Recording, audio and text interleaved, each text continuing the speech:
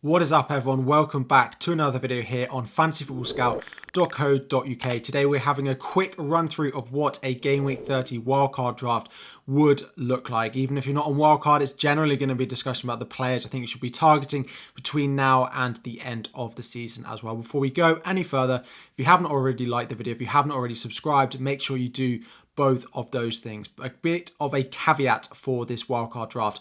The big permutation, of course, on all our teams is what chips we have left.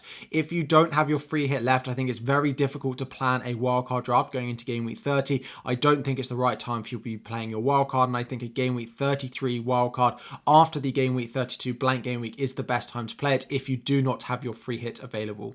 If you have your free hit still available, this wildcard draft does plan to play it in that week because it does look at the likes of the Brighton assets, the Manchester United assets, the Manchester City assets that don't have a fixture that week, but of course they all double in game week 34 as well. So game week 32 is the week I'm going to be playing my free hit, and it is the week that I would play my free hit if this was my wildcard draft. We're going to start in goal. So, and again, it will of course depend if you've got your bench boost left as well. So this draft does have two goalkeepers. Ederson, the one you'll play for the majority of the season. Of course, they double in game week 34, then double in game week 37, and only really have one difficult fixture left this season, which is Arsenal at home in game week 33. With those two doubles, with the nice run, I do think Ederson is a good choice. Some of you might not necessarily be on wildcard and you might be looking to make a transfer in defence to go and get a Manchester City defender.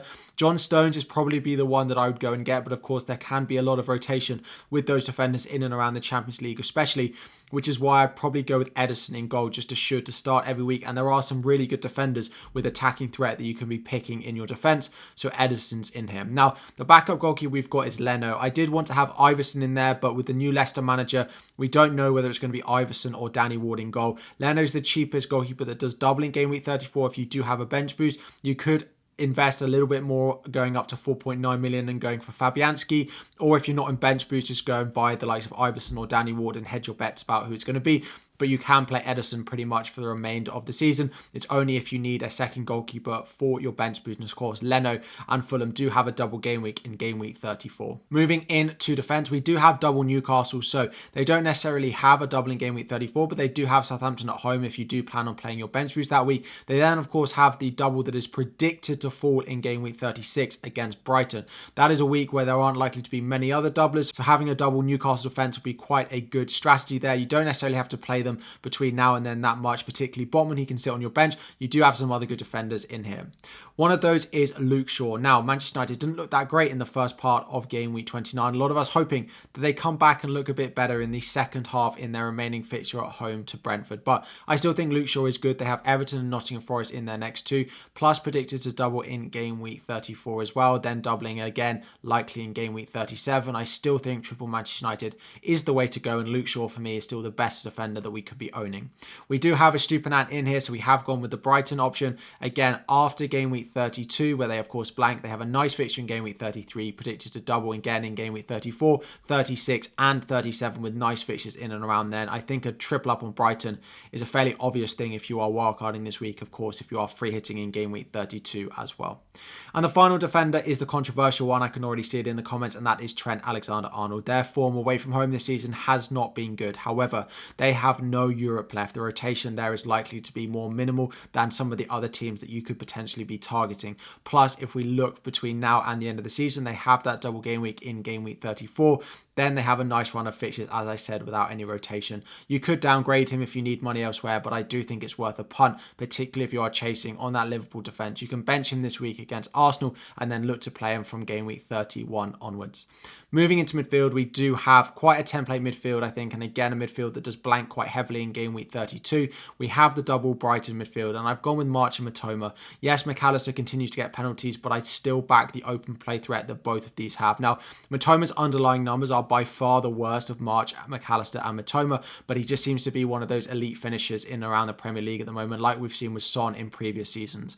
March's underlying stats are really good, probably the best there are. He's really cutting in well. The attacking returns maybe haven't been there quite so much as the others, but that's why I've gone with March, the underlying numbers, and Matoma, the eye test. If you're a penalties guy, if you like the set pieces, then feel free to go with McAllister. It's very difficult to pick between those three. Then the other two midfielders with the other double up we've got is the Manchester United duo. Now, Marcus Rashford, I feel like is a no-brainer pick. He didn't look that great in game week 29 so far, but none of Manchester United really did. They have the double, of course, this week, but then it's Everton, Nottingham Forest, doubling game week 34 and predicted to double in game week 37, plus some other nice fixtures in that run as well. Fernandes is dropping a little bit deeper without Casemiro, so if you wanted to go someone else before going back to Fernandes when Casemiro becomes fit, then you can. But again, Everton, Nottingham Forest in the next two means even from a slightly deeper position, which I'm not sure he'll stay in because it didn't really work in the first fixture in game week 29, still think Fernandes is worth going and picking up. And finally in midfield, we do have Mo Salah, 12.8 million.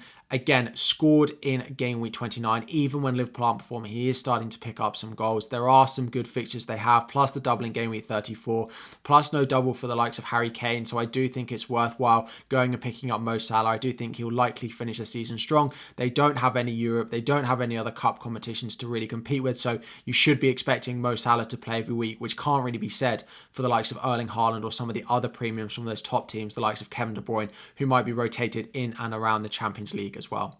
And then finally up front, Erling Haaland is in here. Now, of course, he's yellow flagged. He didn't feature in game week 29. If he's not going to be available come the game week 30 deadline, then you can easily make the switch and just go and get Harry Kane in here. Very easy to go for one of the two. I quite like Harry Kane for Brighton and Bournemouth in the next two, but if Haaland's going to be fit, I think you go there. And then with Fernandes and with Shaw, I don't think there's space for Harry Kane as well. And I like those two better for the longer term. So keep an eye on Haaland's fitness, and if he's not going to be available, then just go and pick up Harry Kane. Ollie Watkins next continues to score. They do play Nottingham Forest in game week 30. You might transition later on to the likes of Kai Havertz or Alexander Isak, who are predicted to have double game weeks later on in the season. But for now, I really like Ollie Watkins. I really like Aston Villa, and I really like their form at the moment.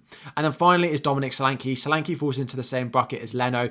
If you're on your bench boost, then maybe you want to go with Solanke. He has Leeds at home in game week 34, where you're likely to pay your bench boost, so you can play him there. If you wanted to fund the likes of Danny Ings from West Ham, who has a double, and you have the money, then potentially, but I'm not sure it's really worth it for 1 week, given that one of those fixtures is against Manchester City for West Ham. So again, if you don't have your bench boost, I'd probably just do Solanke to a 4.0 striker in the likes of Greenwood and just take that money and save it in the bank potentially for a transfer further down the line. But this team is set up in case you do want to play that bench boost going into game week 34.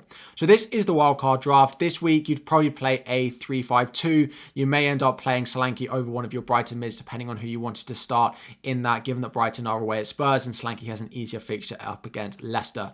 Let me know what you think. Let me know if there's anything you change. Are there any other players you're generally considering buying into your teams, even if you're not on wildcard? Leave it all in the comment section down below. Thank you all so much for watching. Like if you have not already, and if you do enjoy FPL videos, make sure to go and check out my own channel, FPL Harry, over on YouTube and on Twitter as well. Thank you all so much for watching. Good luck in the remainder of game week 29, and I'll be back again next week.